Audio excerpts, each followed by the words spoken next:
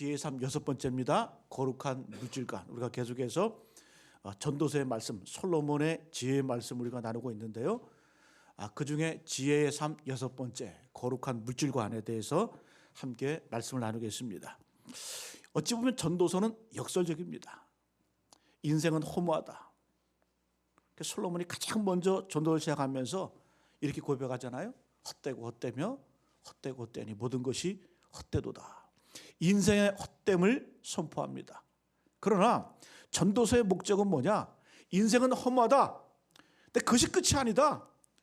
허물을 극복하고 의미를 찾는 법을 우리가 배워야 된다. 그것을 우리에게 말씀해주고 있습니다. 여러분, 우리가 인생을 살아가면서 많은 분들이 숨을 거두면서 인생은 헛되다, 허무하다, 마치 바람을 잡는 것 같다, 있다가 없어지는 안개와 같다, 이런 이야기를 많이 합니다. 그럼 우리는 이 땅을 살아가면서 이 허무한 세상에서 허무하지 않게 사는 방법을 배워야 돼요. 그런 길이 있다는 거예요. 그런 방법이 있다는 것을 우리에게 보여주고 있습니다. 오늘 두 가지로 소개해주고 있는데 5장에 보게 되면 크게 두 가지 실마리를 제공합니다. 우리가 지지난주에 보았죠? 다섯 번째 시간에 지혜의 삶. 우리가 인생을 허물을 극복하는 방법이 뭡니까? 예배하는 삶. 예배하는 삶. 5장 1절부터 우리가 9절까지 보았습니다. 이어지는 말씀 가운데 우리가 인생을 어떻게 의미 있게 살 수 있는가? 두 번째는 물질. 이 돈에 대해서 어떻게 거룩하게 살아갈 수 있는가? 그것을 우리에게 보여주고 있습니다. 여러분 잘 보세요. 예배가 있어요. 돈이 있어요. 어찌 보면 이 두 가지는 상반되는 개념인 것 같아요. 가장 경건해 보이는 것이 예배입니다. 인간으로 태어나서 하나님을 예배하는 것이 인간의 본분이라고 말씀합니다. 우리의 경건한 모습이 바로 예배예요. 근데 이 돈이라고 하는 것은 어찌 보면 가장 세속적인 그런 문제인 것 같아요. 그런데 성경은 뭐라고 말씀하냐? 솔로몬은 이 상반되는 모순되는 개념 같은 이 예배와 돈, 이 두 가지를 잘 관리하고 이것에서 의미를 찾아야 우리 삶이 허무하지 않다는 거예요. 여러분 다시 말하면 이 물질에, 돈에는 반드시 영적인 의미가 있다는 거예요. 예배만 잘 드린다고 해서 거룩한 것이 아니라 거룩에는 이 돈 문제가 분명히 포함되어 있다는 거예요. 영적인 의미가 있다는 거예요. 그래서 마틴 루터가 그런 얘기했죠. 너희가 회개할 때 네 돈지갑부터 먼저 회개해라. 정확한 말입니다. 여러분 삭개오가 주님 만난 이후에 제일 먼저 회개하고 결단한 게 뭐예요? 자기 물질관이 바뀐 거예요. 주여, 내가 남의 것을 속여 빼앗은 것이 있으면 네 배로 갚겠습니다. 그리고 내 재산의 절반을 팔아서 가난한 자들에게 나눠주겠습니다. 물질의 회개죠. 여러분 우리가 오늘 말씀을 통해서 알 수 있는 것은 뭐냐? 이 돈 문제는 단순히 물질의 문제가 아니라 영적인 문제가 들어가 있다는 거예요. 그래서 오늘 두 가지로 한번 살펴봅니다. 첫 번째는 돈에 대한 잘못된 확신이 있다는 거예요. 우리 어떤 생각합니까? 돈이 우리 인생에 만족을 준다. 착각해요. 또 한 가지는 돈이 우리의 삶을 보장한다. 이런 착각 가운데 살아가요. 두 번째 이어지는 말씀 가운데 우리는 생각해 볼 건데 올바른 물질관이 무엇인가 함께 살펴보도록 하겠습니다.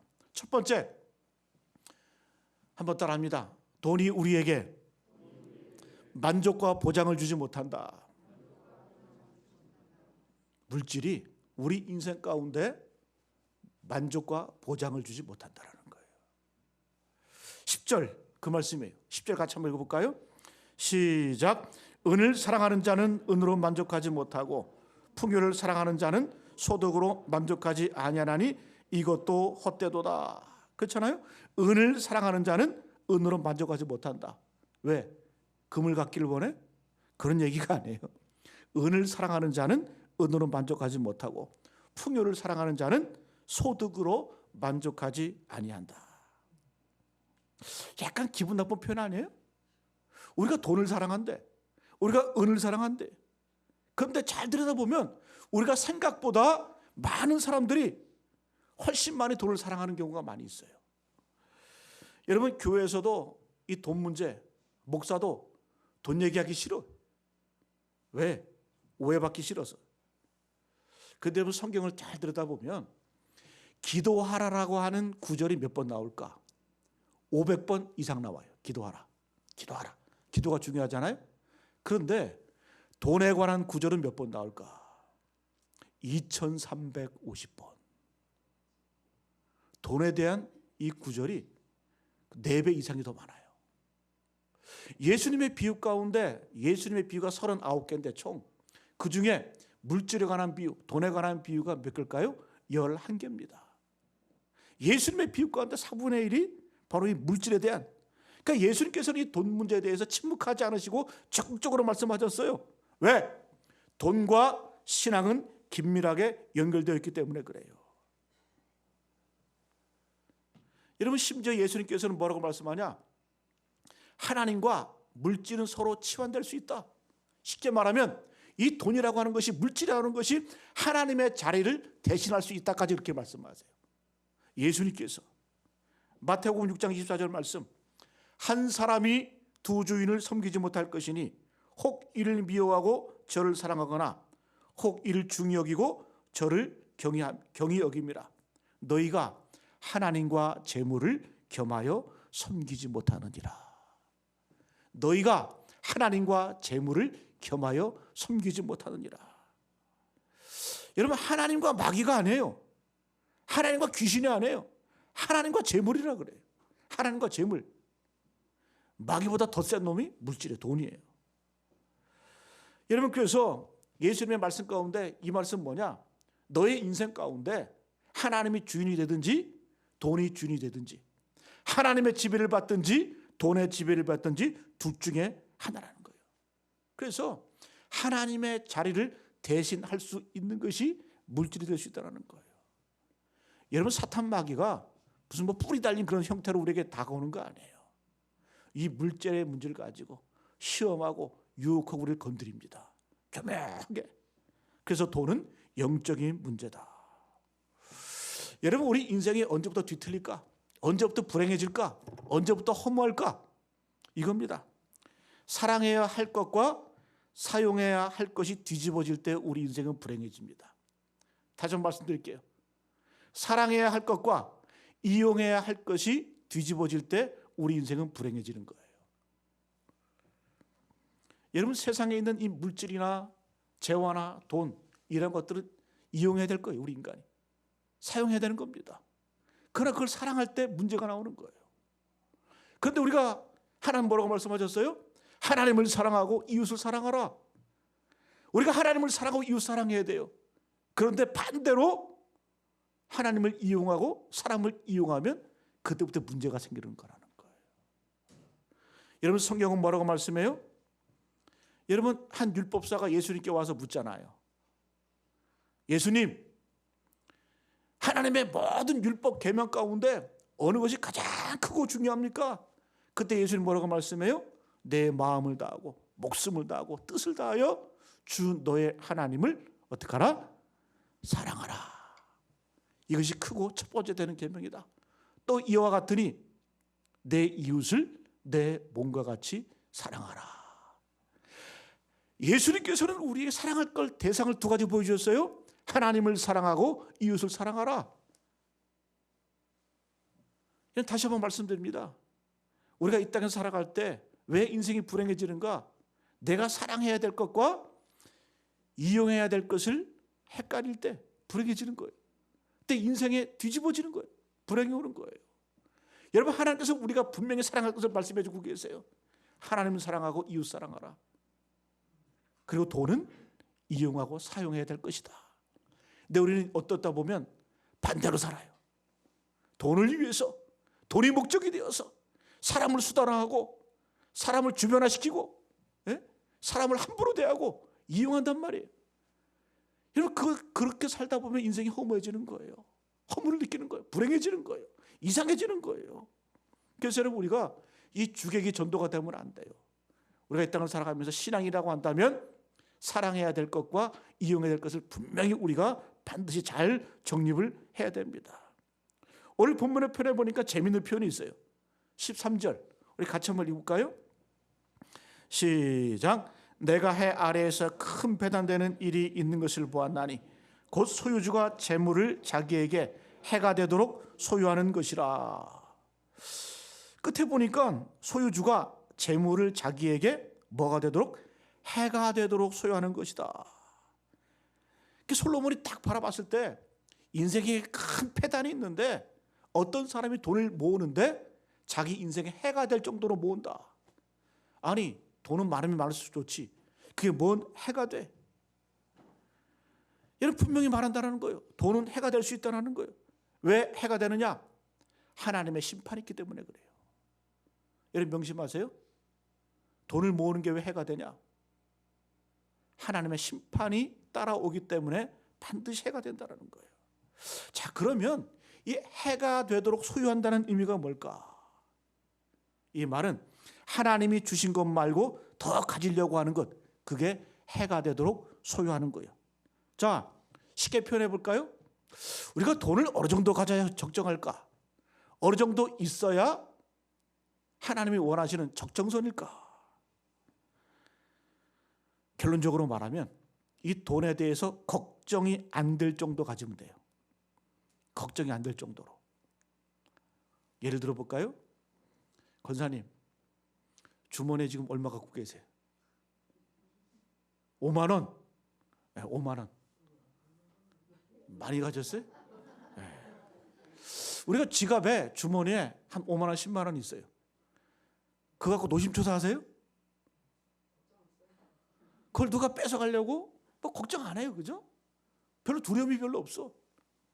근데 우리 권사님 지갑에 지금 5천만 원이 있어요. 이놈 예배 얼마나 언제 끝나나? 이걸 통장에다 넣어야 되나? 집에 금고에다 보가 되나? 노심초사하는 거예요. 근심하는 거, 두려움이 오는 거예요. 그게 뭐다? 해가 되도록 소유하는 거예요. 여러분, 성경에 나오는 아브라함, 이삭, 야곱 다 거부였어요. 큰 부자였어요. 근데 그들은 이 물질에 대해서 별로 걱정 안 해요. 왜? 하나님이 주신 것이고 하나님이 가져갈 수 있기 때문에, 나는 관리하는 것이기 때문에 걱정이 안 되는 거예요.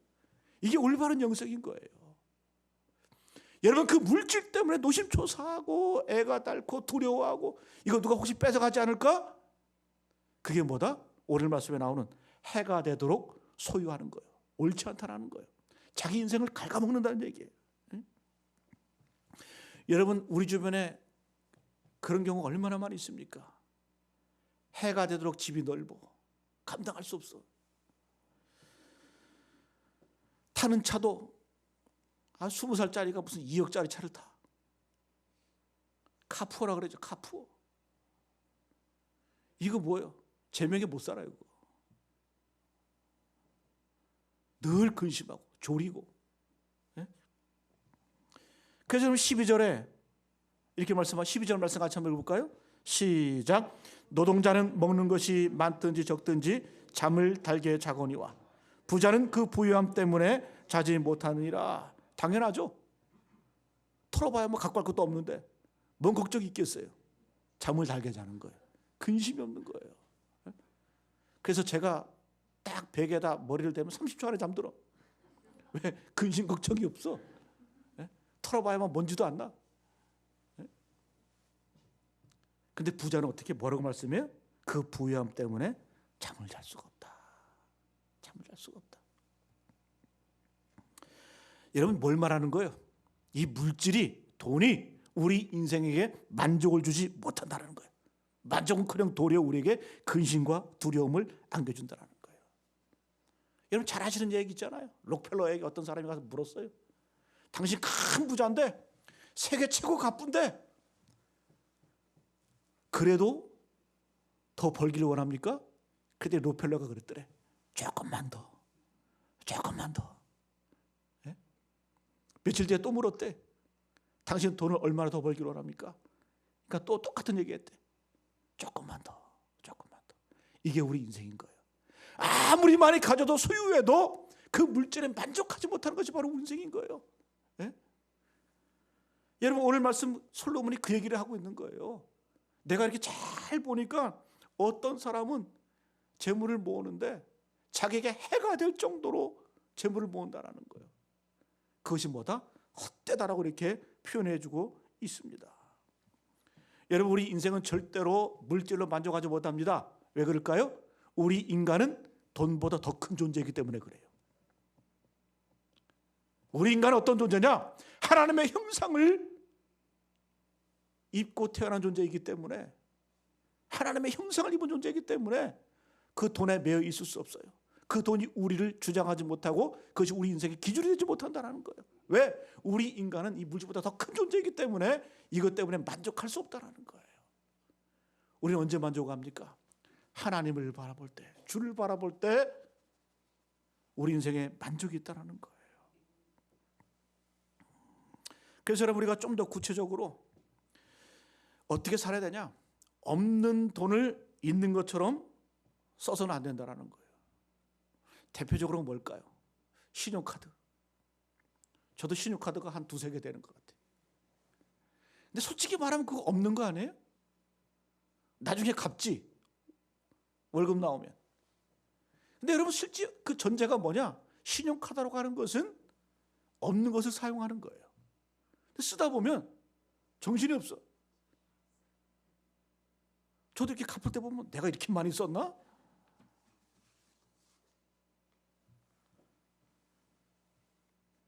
여러분, 우리가 빌리는 것에 대해서 너무 심각하게 생각 안 하는 경우가 있어요.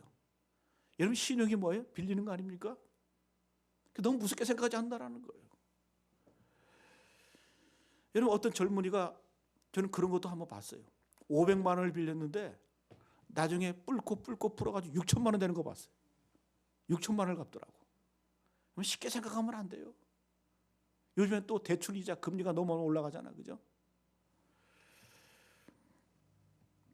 어떤 사람은 또 그런 사람이 있더라고요. 자기 소득의 반이 차로 나가. 아까 말씀드린 카푸어. 젊었을 때 한번 타봐야지. 젊었을 때 한번 누려봐야지. 그 생각이 뭐냐? 어떻게 되겠지? 진짜 어떻게 돼? 걱정하지 마세요. 어떻게 되더라고 보니까. 여러분, 그래서 우리가 뭘 생각해야 되냐? 돈은 없는 돈을 있는 것처럼 사용해서는 안 된다는, 이것이 바로 물질에 대한 첫 번째 출발입니다. 왜? 이 돈 문제라고 하는 건 저절로 어떻게 해결되는 것이 아니에요. 반드시 돈의 종이 됩니다. 죽을 때까지 종으로 살아요. 그것을 모르기 때문에 어렵게 산다는 거예요. 그럼 어떻게 살아야 될까? 수입만큼만 사세요. 버는 만큼만 사세요. 수입 안 되면 어떻게 해요? 굶어요. 그럼 반드시 먹여줄 사람이 생겨요. 굶고 있으면 동사무소에서 올 거예요. 문 두드릴 거예요. 잘 살고 있냐고. 갖다 줘요. 이 원칙이라는 거죠. 내가 버는 만큼 사용해야 되고 주신 만큼 사용해야 된다는 거예요. 그래서 여러분, 잠언서에 보면 이 아굴이라는 사람이, 아굴, 이름도 특이하죠. 아굴.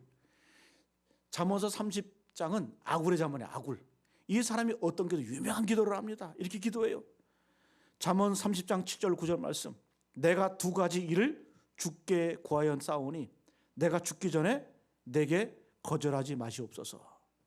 이 기도가 얼마나 간절하면, 하나님, 내가 주님 앞에 두 가지 구하겠습니다.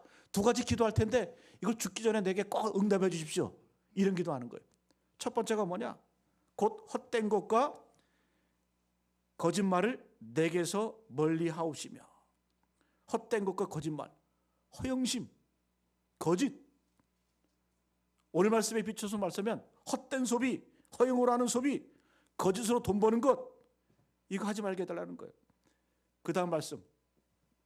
나를 가난하게도 마옵시고 부하게도 마옵시고 오직 필요한 양식으로 나를 먹이시옵소서. 유명한 말씀 아니에요? 나를 가난하게도 마옵시고 부하게도 마옵시고 오직 어떻게? 필요한 양식으로 내게 먹이시옵소서. 왜? 그 이유가 나옵니다. 혹 내가 배불러서 하나님을 모른다, 여호와가 누구냐 할까 하오며, 혹 내가 가난하여 도둑질하고 내 하나님의 이름을 욕되게 할까 두려워함이니이다. 내가 배부르게 되면 하나님이 누구냐? 하나님의 이름을 망각할까 봐 겁난다라는 거예요. 그 물질에 매몰되어서. 여러분 이스라엘 백성들이 그랬잖아요. 가나안 땅에 들어가서 풍요를 경험합니다. 하나님을 잃어버려요. 풍요의 신을 쫓아갑니다. 또 내가 가난하면 안 된다는 거예요. 왜? 남의 집 다 넘어갈까 봐. 그래서 하나님의 이름이 욕되게 할까 겁난다는 거예요. 그래서 어떻게? 내게 꼭 필요한 양식으로 채워주십시오. 이게 바로 아굴의 기도라는 거예요. 사랑하는 성도 여러분,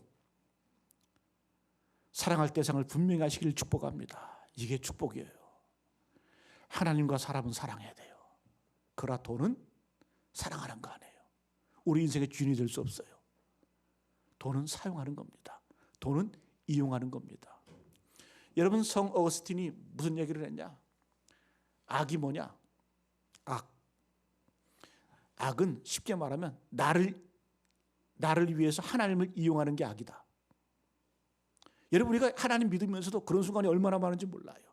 하나님 이거 주십시오, 저거 주십시오, 이 문제 해결해 주십시오. 여러분 어찌 보면 그 본질에 들어가면 뭐예요? 나를 위해서 하나님 이용하는 거 아니에요?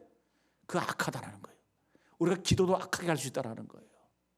그럼 선은 뭐냐?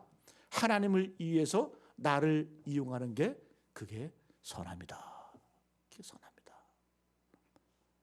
여러분 오늘 바른 물질관을 가지고 사시기를 축복합니다. 두 번째, 그러면 돈에 대한 올바른 태도는 뭘까? 첫 번째는 벌지 말아야 할 방법으로 돈을 벌지 말라는 거예요. 하나님이 원하지 않는 방법으로 돈 벌지 말라는 거예요. 사기쳐서 돈 벌고. 제가 예전에 외국에서 한 2년 가까이 유학생활할 때 이렇게 보니까 이민 온 분들이 계세요. 이민 와서 먹고 살 게 없으니까 어떤 분도 봤냐? 오는 유학생들 등쳐 먹어서 돈 버는 분도 봤어요. 야, 무슨 뭐 먹을 게 없어가지고 유학생들 등쳐서 그러고 살까? 여러분 하지 말아야 될 방법으로 돈 벌지 말라는 거예요. 우리에게 그런 욕이 얼마나 많아요. 하나님이 원치 않는 방법으로. 그 하나님이 기뻐하지 않는다는 거예요. 그래서 인생은 결과가 중요한 게 아니에요. 과정이 중요합니다. 내가 어떤 방법으로 어떠한 태도로 이 땅을 살고 돈을 버는가, 그게 중요하다는 거예요. 여러분 재밌는 건 뭔 줄 아세요? 이렇게 돈 번 사람은 그 돈 쓰지도 못하고 죽어요. 저 그런 거 많이 봤어요. 그렇게 벌어서 쓰지도 못하고 죽어요. 여러분 성경에 볼까요? 아방, 이 나봇이라는 사람의 포도원을 빼앗았잖아요. 하루는 어느 날 궁전에서 들판을 쫙 내려다보니까 너무 아름다운 거예요. 포도원, 포도밭이 얼마나 아름다운지. 그래서 아방이 왕이면서도 이 궁전에 서서 쳐다보니까 갖고 싶은 거예요. 고민하는 거예요. 근데 내게 아니야. 나봇이라는 사람이 주인이에요. 고민하고 있는데 그 악한 부인이 옆에 있죠. 이세벨. 세계 악착 가운데 한 명 중에 이세벨이라는 그 부인이 찾아와서 왕 뭐 걱정합니까? 뺏으면 되지. 그 어떻게 해요? 저 나봇이 하나님을 모욕했다 그래서 돌 맞아 죽게 만들었다. 그리고 그 포도원을 뺏어버려요. 아방이 누리고 죽었어요? 그거의 저주가 돼서. 그것 때문에 예언을 받죠. 네 피가 개들이 핥아 먹을 것이다. 선지자를 통해서. 네가 비참하게 죽을 것인데, 내 땅바닥에 떨어 죽을 것인데, 네 피를 흘릴 때 그걸 개가 와서 핥아 먹을 것이다. 그게 뭐예요? 그 죽는 자리 아니에요? 그 자리가? 나쁜 방법으로, 악한 방법으로 취하여 봤지만 그거 쓰지 못하고 죽는 거예요. 그게 죽는 자리가 된 거예요. 그래서 여러분, 하나님이 인정하고 축복하지 않는 재물은 내 것이 될 수도 없고 쓸 수도 없다는 거 여러분 명심하세요. 이 분명한 진리예요. 악한 방법으로, 불의한 방법으로, 부정한 방법으로 버는 것 하나님이 기뻐하지 않을 뿐만 아니라 설사 번다 해도 누리지 못하고 죽는다라는 거예요. 여러분 지난주 유대인 이야기 좀 길게 제가 말씀드렸죠. 그 유대인들은 돈에 관해서 그들은 먼저 쓰는 법부터 배워요. 그리고 그 다음에 성인이 된 이후에 돈을 버는 방법을 배워요. 여러분 아기 때부터 애들은 뭘 한다 그랬어요? 밥 먹기 전에 항상 식탁 옆에 있는 저금통에 동전을 집어넣어. 그리고 그 동전은 어떤 동전이에요? 모아가지고 자기가 도와줄 대상, 구제할 대상. 그러니까 성인 돼 13살 성인 되는데 그 전까지 이걸 실천합니다. 내가 누굴 도울 것인가, 어떻게 쓸 것인가, 이걸 고민하고 사는 거예요. 어렸을 때부터, 아기 때부터. 그리고 13살부터 성인식이 되면, 여러분 유대인들의 개념 가운데 성인식이 참 중요해요. 그때부터는 사람이 아니라, 사람의 아들이 아니라 하나님의 아들로 바뀌는 거예요. 사람의 딸이 아니라, 인간의 딸이 아니라 하나님의 딸로 바뀌는 그 순간의 성인식이에요. 그래서 유대인들은 일가 친척들이 다, 지인들이 다 모여요. 그래가지고 이 성인이 되는 아이에게 큰 돈을 줍니다. 왜? 자신의 그 유산, 몫을 하나 떼준다는 마음으로 많이 줘요. 그래서 작게는 몇 천만 원이 모여요. 유대인 그 성인식 때. 그리고 많게는 몇 억까지 모입니다. 그때부터 이 아이들은 모은 돈을 가지고 공부를 하는 거예요. 그 돈을 부모가 절대 간섭하지 않습니다. 관여하지 않아요. 그러면 이 아이들은 이 많은 돈을, 갑자기 준 이 많은 돈을 가지고 뭐 하냐? 그때부터 경제 공부를 하는 거예요. 어떻게 벌 것인가? 어디에 투자할 것인가? 어떻게 돈을 불릴 것인가? 개념이 달라요. 우리는 돈을 번다라는 개념인데 그들은 돈을 불린다는 개념이에요. 자, 주객이 바뀌지 않았어요. 철이 들기 전에, 어렸을 때는, 성이 되기 이전에는 뭘 배우는 거예요? 쓰는 법부터 배우는 거예요. 어떻게 잘 쓸 것인가? 어떻게 사용할 것인가? 그 다음에 성이 된 다음부터 그 다음에 어떻게 돈을 어떻게 불릴 수 있을까? 그걸 배우는 겁니다. 근데 우리는 어떻게 해요? 돈을 벌어야 베풀지, 돈을 벌어야 쓰지, 그거 먼저 생각하잖아요. 그러니까 벌다 보면 이 가치관의 정립이 안 됐기 때문에 헷갈리는 거예요. 여러분, 유대인들은 뼛속 깊이 어렸을 때부터 체험을 하는 거예요. 제가 유대인들의 어머니들의 기도 알려드렸죠? 어떻게 기도하는지. 이 유대 어머니들, 엄마들은 애들 목욕시킬 때 기도해줘요. 머리를 잡고. 우리 어떻게 해요? 애들 목욕시킬 때 이놈의 새끼 머리 쳐 안 들어? 그러잖아. 근데 유대인 엄마들은 짜증내지 않고 목욕시킬 때마다 머리를 잡고 기도하는 거예요. 하나님, 이 아이의 머리에 하나님의 지혜와 세상의 지식이 담겨지게 해주십시오. 또 손을 닦여주면서, 손을 만져가면서, 하나님, 이 아이의 손이 세상을 섬기고 축복하는 손이 되게 해주십시오. 발을 닦여주면서, 하나님, 이 아이의 발이 민족을 살리는 거룩한 발이 되게 해주십시오. 그러니까 애들은 자랄 때부터 목욕을 당하는 거예요. 그죠? 수천 번 목욕 당할 거 아니에요. 그죠? 좀 이상한데, 그죠? 목욕을 당하면서 엄마한테 아예 세례가 되는 거예요. 아, 난 커면 내 머리는, 내 손은, 내 발은 다른 사람을 축복하고 섬기고 내 민족을 살리는 손과 발이 되겠구나. 아예 어렸을 때부터 이게 세뇌가 되는 거예요.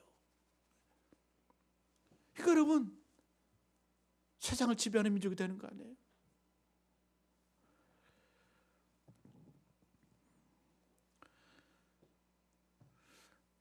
여러분 명심하세요. 한번 따라합니다. 물질은 축복이 아니라 은사이다. 여러분 명심하세요. 절대 물질은 축복의 기준이 아니에요. 축복의 잣대가 아니에요. 내가 돈이 많고 적어? 이거 가지고 축복의 잣대가 될 수 없다라는 거예요. 기준이 될 수 없다라는 거예요. 그러면 예수님은 축복도 못 받았게? 머리둘 곳도 없었잖아요. 집도 없었잖아요. 여러분, 절대 물질이라고 하는 것은 축복의 잣대가 아니라 뭐다? 은사예요. 은사. 은사는 뭐예요? 은사는 사용하는 거예요. 여러분, 저도 이렇게 기도하면서 기도 많이 해서 은사 받은 분도 봤어요. 영적인 은사. 근데 그 은사를 사용하지 않으면 소멸되더라고요. 물질도 마찬가지예요. 영적인 거나 물질인 거나 다 마찬가지예요. 그거 사용하지 않으면 사라집니다. 소멸됩니다. 떠나가요. 다시 한번 말씀드리면 물질은 축복의 기준이 될 수 없고 그것은 반드시 은사가 되어야 된다는 거예요. 그래서 세상의 모든 것들은 잘 사용할 때 그 가치가 나오는 거예요. 물질 쌓아두면 썩습니다. 여러분, 오늘 말씀이 그 말씀이에요. 13절이 그거예요. 돈을 쌓아두면 썩는다. 14절은 그 물질을 자손에게 물려줄 수 없다. 그 다음에 15절은 죽으면 빈손으로 간다. 그 얘기하고 있는 거 요약하면 17절에 뭐냐? 결국 뭐다? 돈을 쓰는 것으로 사용하지 아니하고 쌓아두는 것은 자기를 증명하는 것으로 사용하려고 하면 그것은 뭐다? 질병이 떠나지 않고 분노가 떠나지 않고 근심이 떠나지 않는다. 여러분 17절 끝에 한번 보세요. 근심이 떠나지 않고 질병이 떠나지 않고 분노가 떠나지 않는다. 왜? 물질이 목적일 때 이렇게 된다는 겁니다. 여러분 돈이라고 하는 것은 살리는 돈이 있고 죽이는 돈이 있어요. 죽이는 돈은 뭘까? 사치, 향락, 방탕, 이것은 죽이는 물질이에요. 나를 죽이는 거예요. 여러분께서 아까 아굴의 기도가 뭐예요? 하나님, 내가 죽기 전에 두 가지를 주께 구하겠사오니 이거 꼭 들어주십시오. 첫 번째, 헛된 것과 거짓말을 내게서 멀리 해주십시오. 헛된 허영, 사치, 방탕하는 것 내게서 멀리 떠나게 해달라는 거예요. 왜? 이 아굴이라는 사람은 왕이거든요. 알거든요. 뭘 알아? 나를 죽이는 물질이 있다는 거예요. 나를 죽이는 돈이 있다는 거예요. 여러분 돈이라고 하는 것은 살리는 곳에 사용해야 됩니다. 여러분 교회가 어떤 곳이에요? 교회는 여러분들이 드려지는 헌금을 가지고 살리는 데 사용되는 거예요. 저는 참 감사한 게 지난주에 추수감사절을 보내면서 작년보다 재작년보다 훨씬 많은 분들이 감사를 하셨어요. 얼마나 감사한지. 여러분 감사가 넘치는 교회는 참 하나님의 축복을 받은 교회예요. 근데 교회는 어떤 곳이에요? 여러분들이 드려진 그 섬김, 그 헌금을 가지고 어떻게 생명을 살리고 선교지로 보내고 어려운 교회로 보내고 보내지면 어떻게 합니까? 우리는 상상할 수 없는 어떤 그런 일들이 벌어져요. 예? 우리는 여러분 느끼지 못하지만 때로 습관적으로 하나님 앞에 감사하고 헌금 드리지만 그러나 여러분 하나님께서는 다 기억하시고 그걸 통해서 어떻게 한 생명이 살아나는 거예요. 인도에서 네팔에서 예? 선교지에서 가치 있는 돈, 살리는 돈이라는 거예요. 여러분 돈은 뭐다? 축복이 아니라 돈은 은사입니다. 은사. 사용하는 거예요. 디모데전서 6장 10절 말씀 마지막 이 말씀하고 말씀 마치겠습니다. 사도 바울이 디모데에게 이렇게 권면합니다. 돈을 사랑함이 일만하게 뿌리가 되나니 이것을 탐내는 자들은 미혹을 받아 믿음에서 떠나 많은 근심으로써 자기를 찔러도다. 뭐가 악이라고요? 돈을 사랑하는 것이 일만 악의 뿌리가 된다. 모든 악의 근원이 돈을 사랑하는 것이다. 그러면서 하는 말이 이것을 탐내는 자들은 미혹을 받아 믿음에서 떠날 수 있다는 거예요. 그리고 자기를 찔른다는 거예요. 죽인다는 거예요. 이런 사도 바울은 이 물질에 대해서 디모데에게 이렇게 무섭게 얘기하는 거예요. 돈이라는 게 우리를 죽일 수 있다. 믿음에서 떠나게 할 뿐만 아니라 내 자신을 찔릴 수 있다는 거예요. 사랑하는 성도 여러분, 오늘 전도서 5장의 말씀은 그 내용이에요. 이 헛된 세상에서 허무한 인생 가운데 우리가 이 허물을 붙들지 않고 정말 의미 있고 하나님이 기뻐하시는 삶을 사는 비결이 뭐냐? 첫 번째는 예배라 그랬어요. 근데 잠깐 좀 반대되는 모순 같은 그러한 돈의 문제에 대해서 또 얘기를 하고 있어요. 그러니까 예배와 돈은 함께 간다는 거예요. 왜? 돈을 사랑하는 거 아니에요. 돈은 이용하는 거, 사용하는 거예요. 돈뿐만 아닙니까? 내 삶의 모든 것들 다 사용하는 거예요. 그래서 여러분 우리가 내가 이 땅을 살아가면서 하나님을 사랑하는지 하나님 중심으로 살고 있는지 God first 5가지 있다고 그랬죠. first가 뭐예요? 영어로 F-I-R-S-T 첫자 따서 첫 번째 F finance 재정 문제에 대해서 내가 하나님께 우선순위로 살고 있느냐, 내가 쓰는 돈 물질 가운데 내 취미를 위해서 나를 위해서 내 자녀를 위해서 그거 쓰면 하나님 우선주의 아니라는 거예요. 두 번째 I는 뭐라고 그랬어요? interest 관심. 내 관심 가운데 가장 주된 관심 어디냐? R은 relationship. 내가 이 땅을 살아가면서 누구와의 관계를 최우선으로 살고 있냐? S 스케줄. 내 인생의 시간표 가운데 나는 과연 하나님 중심으로 살고 있느냐? 여러분 물질의 11조뿐만 아니라 시간의 11조도 드려야 돼요. 하루가 24시간 한다면 하루에 최소 2시간은 하나님과 교제하는 시간, 하나님과 만나는 시간, 말씀을 읽고 기도하고 묵상하는 시간 가져야 돼요. 그래야 뭐예요? 하나님을 우선으로 사는 인생이에요. T는 트러블. 내가 인생의 문제 가운데 누구에게 제일 먼저 찾아가느냐. 오늘 말씀 마치겠습니다. 여러분 돈이라고 하는 것, 돈은 우리에게 만족 주지 못해요. 우리 인생을 보장하지 못해요. 그래서 사랑할 수 없어요. 사랑해서는 안 돼. 두 번째 뭐예요? 올바른 물질관을 갖고 살아야 돼요. 버는 만큼 쓰시고 또 주신 만큼 사용하는 것이고, 또 우리가 분명히 알아야 할 것은 뭐냐? 물질은 축복의 기준이 아니라 은사다. 사용하는 거다. 축복의 잣대가 될 수 없다라는 거예요. 하나님의 은혜 가운데 하나님을 사랑하고 이웃을 사랑하고,